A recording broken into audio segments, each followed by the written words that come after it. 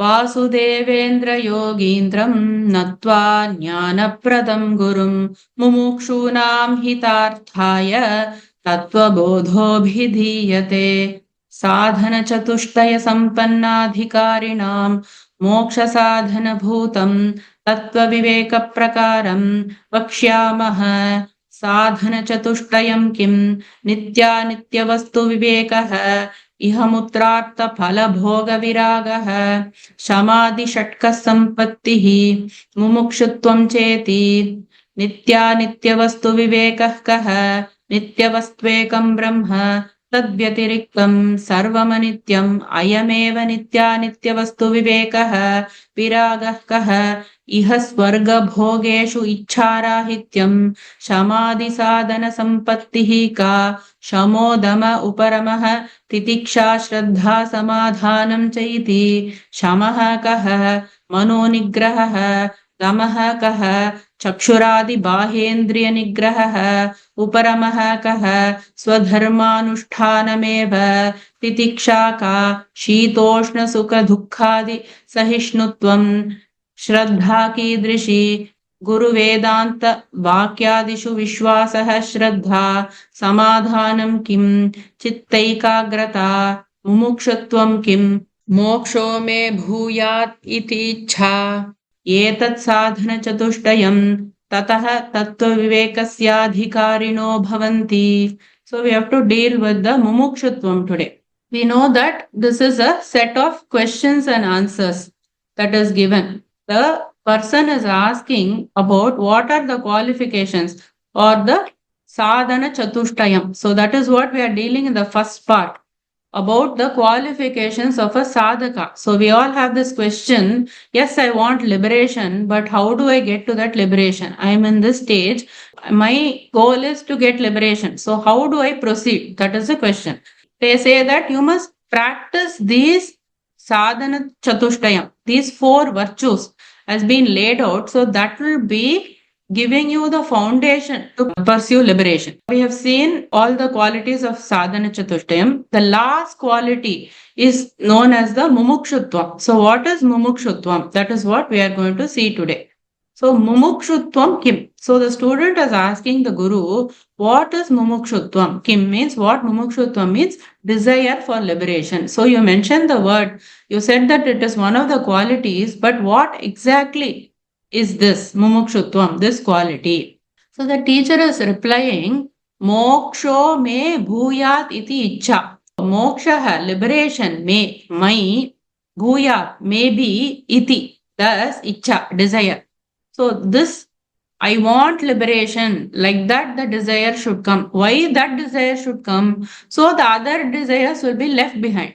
Suppose you have a goal in mind. Suppose you want to be very healthy. So what you will do, you will start eating salads maybe. Then the desire to eat the sweets will go away. Like that, if you have a higher goal in life, then the lower desires or the low level goals will go. So that is, even though this is a desire, this is a good desire. So this can be cultivated.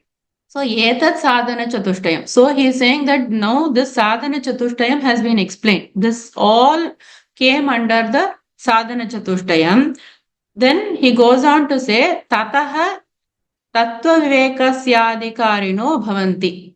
So tatah, that then tattvabodha, for discrimination of the truth, adhikāriṇah, that is adhikari or the eligibility, bhavanti, become. So if a person is practicing all these things, it is not necessary that he must have all these qualities when he starts to read the Bhagavad Gita.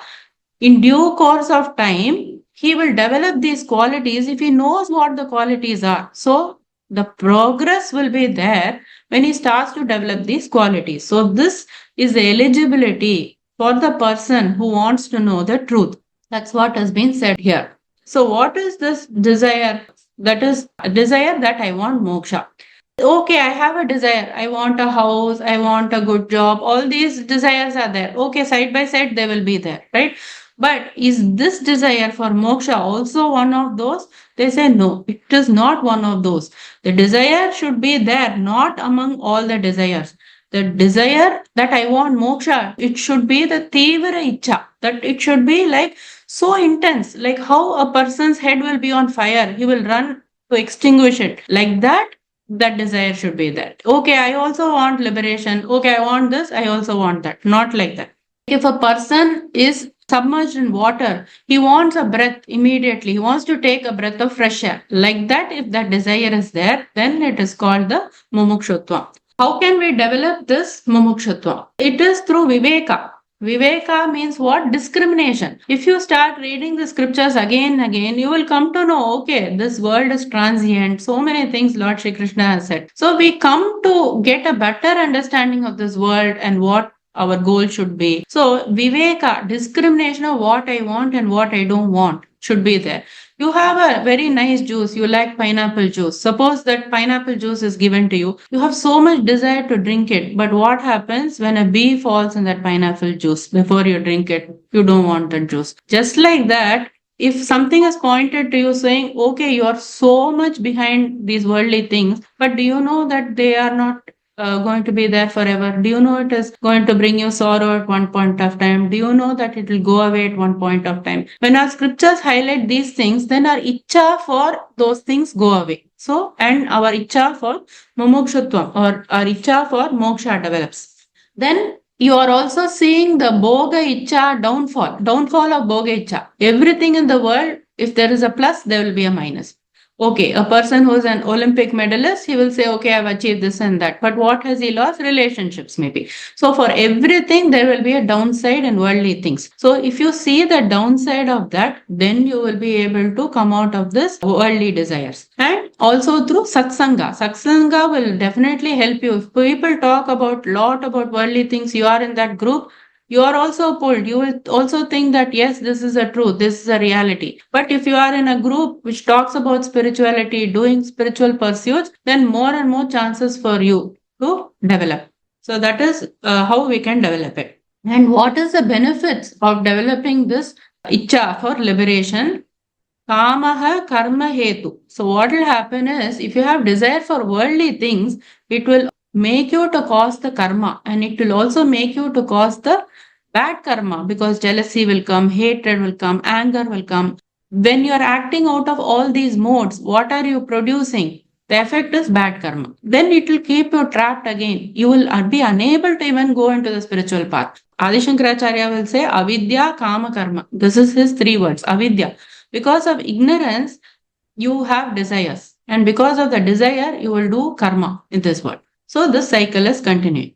And mumukṣutvam, what will it lead to? Vichara hetu. Mumukṣutvam, desire for liberation, will make you seek those things or those people who are in this path. So it will cause you to self-reflect on worldly things as well as about liberation. So this is going to give you a very good progression into this path. So we finished the subject of sādhanacatuṣṭayam. So sādhanacatuṣṭayam, Karma Yoga, we will see as a next topic what Lord Shri Krishna will say in the 2nd chapter. So Karma Yoga will give you vivekam, vairagyam and mumukṣutvam. These are all the qualities of the sādhanacatuṣṭayam. Vivekam means discrimination, and vairagyam means abstaining from, the worldly things, and mumukṣutvam means intense desire for liberation. Karma Yoga actually will give you all these qualities for you to develop viveka, vairagya and mumukṣutvam. Upasana means meditation on God, dhyana, bhakti, which will give you the other shamadhi shatka sampatti, which we saw in sādhanacatuṣṭayam, that 3 things were called vivekam, vairagya, mumukṣutvam. Other they call it the 6 treasures. They were shamaha, damaha, uparamaha, titiksha, shraddha, samadhana. So shamaha was control of the mind, damaha was a control of the senses, uparamaha was again bringing back the control of the mind and senses, titiksha, patience, shraddha, faith, samadhana, fixation on the goal. So all these bhakti and dhyana, all that will give you these qualities. So together karma yoga and bhakti upasana will help you to develop all these qualities of sādhanacatuṣṭayam.